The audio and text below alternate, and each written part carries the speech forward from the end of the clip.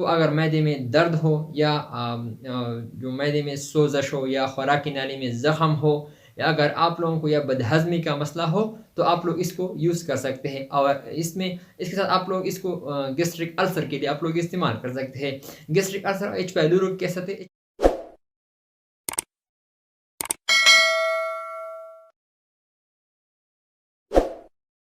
अस्सलामुअलैकुम दोस्तों, क्या हाल है? उम्मीद है कि आप लोग सब खैर खैरियत से होंगे। आज मैं आप लोगों से बताने वाला हूँ रेज़िक कैप्सूल के बारे में। रेज़िक कैप्सूल आप लोग मैदे में जलन हो, यानी आपके मैदे में तेज़ाबियत हो, अगर आपके मैदे में दर्द हो या आपकी बदहज़मी का मसला हो तो आप लोग इसको यूज़ कर सकते हैं। आप लोग इसके साथ इसको मैदे में अल्सर हो इसके लिए आप लोग इसको इस्तेमाल कर सकते हैं।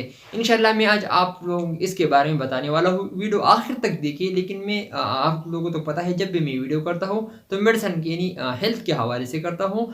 तो आप लोग आज ठहरिए, मैं आप लोगों से रेज़िक कैप्सूल के बारे में बताने वाला हूँ। रेज़िक कैप्सूल जो है ना, आप लोग इसको कैसे यूज़ करना है और हम इसको कैसे यूज़ करना है और किस तरीके से हम इसको यूज़ कर सकते हैं और आप लोग इसको किन चीज़ों में यानी किन बीमारियों में आप लोग इसको इस्तेमाल कर सकते हैं। आज मैं आप लोगों को सब बताने वाला हूँ इस वीडियो में। वीडियो आखिर तक देखिए। अगर आप लोग अभी तक मेरे चैनल को सब्सक्राइब नहीं किया तो चैनल को सब्सक्राइब भी करें और बेल आइकन को भी दबा लें ताकि मेरी आने वाली जो वीडियो है ना आप लोगों को सही तरह और बर वक्त पहुँच सके। तो गाइस चलते हैं ये वीडियो की तरफ। आज मैं आप लोगों से बताने वाला हूँ जिसका नाम है रेज़िक 40 मिलीग्राम। इसमें 20 मिलीग्राम में मार्केट में अवेलेबल है। इसके साथ इसमें साशे यानी रेज़िक इंस्टा साशे में आप लोगों को मिल सकता है। इसके साथ आप लोगों को इन्फ्यूजन यानी इंजेक्शन रेज़िक इन्फ्यूजन इंजेक्शन आप लोगों को मार्केट में आप लोगों को मिल सकता है। लेकिन आज हम बात करने वाला है रेज़िक 40 मिलीग्राम कैप्सूल के बारे में। रेज़िक 40 मिलीग्राम आप लोग किस तरीके से यूज़ करना है और किन बीमारियों में आप लोगों को इसको यूज़ करना है। तो गाइस इसकी इसकी हाँ, इसकी तरफ बढ़ते हैं। इसका ना हाँ, जो हम बात करने वाले हैं जिसका नाम है रेज़िक 40 मिलीग्राम। इसका कंपोज़िशन है ओमेप्राज़ोल। ये गेट्स फार्मा का है। ये आप लोगों को तो पता है ये बहुत मल्टीनेशनल कंपनी है। आप लोगों को कहीं भी यानी हर जगह पे आप लोगों को इसको मिल सकता है। और इसका पीकेआर यानी पाकिस्तानी प्राइस है 364 रुपये। और ये गेट्स फार्मा का है। इसका कंपोज़िशन है ओमेप्राज़ोल। इसमें 20 मिलीग्राम भी है और इसमें साशे भी है और इंजेक्शन भी आप लोगों को मिल सकता है। तो आइए जान लेते हैं यहाँ आप लोग ये किन बीमारियों में यूज़ कर सकते हैं। अगर आप लोगों को बदहज़मी का मसला हो यानी आपके मैदे में जलन हो या खुराक की नाली में आपको ज़ख़म हो या कोई इन्फेक्शन हो, अगर आपके मैदे में दर्द हो या आपके मैदे में जलन हो या तेज़ाबियत हो, यानी आपके मैदे में कोई गैस्ट्रिक अल्सर, इसको हम एच पाइलोरी कह सकते हैं।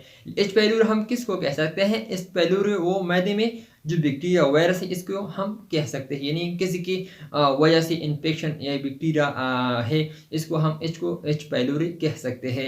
इसके लिए आप लोग इसको इस्तेमाल कर सकते हैं। हम इसको कैसे यूज़ करना है जान लेते हैं। इसको हम सुबह नाश्ते से पहले एक कैप्सूल लेना है नहर मुँह। अगर आप 20 मिलीग्राम लेते हो तो आप सुबह शाम ले सकते हो।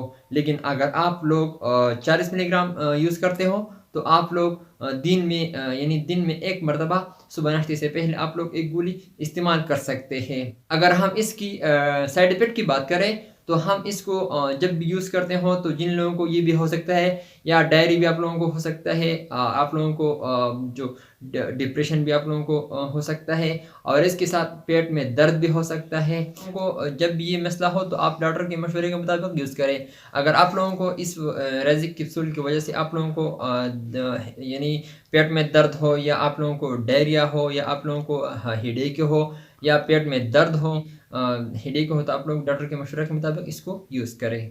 जी दोस्तों, मैंने आप लोगों को बता दिया रेज़िक कैप्सूल के बारे में। आज एक बार में मैं आप लोगों को दोहरा रहा हूँ। रेज़िक कैप्सूल है ये और ये इसका कंपोज़िशन है ओमेप्राज़ोल। ये गेट्स कंपनी का है यानी गेट्स फार्मा का है और ये इसका पाकिस्तानी प्राइस है पीकेआर प्राइस इसका है 364 रुपये।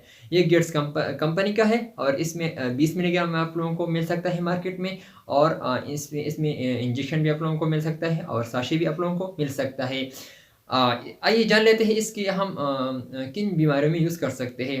आप लोगों को अगर मैदे में दर्द हो या जो मैदे में सोज़श हो या खुराक की नाली में ज़ख़म हो या अगर आप लोगों को या बदहज़मी का मसला हो तो आप लोग इसको यूज़ कर सकते हैं। और इसके साथ आप लोग इसको गैस्ट्रिक अल्सर के लिए आप लोग इस्तेमाल कर सकते हैं। गैस्ट्रिक अल्सर एच पाइलोरी कह सकते हैं। एच पाइलोरी को हम जो मैदे में इन्फेक्शन हो तो इसके लिए आप लोग इसको यानी बैक्टीरिया हो इसके लिए आप लोग इसको इस्तेमाल कर सकते हैं।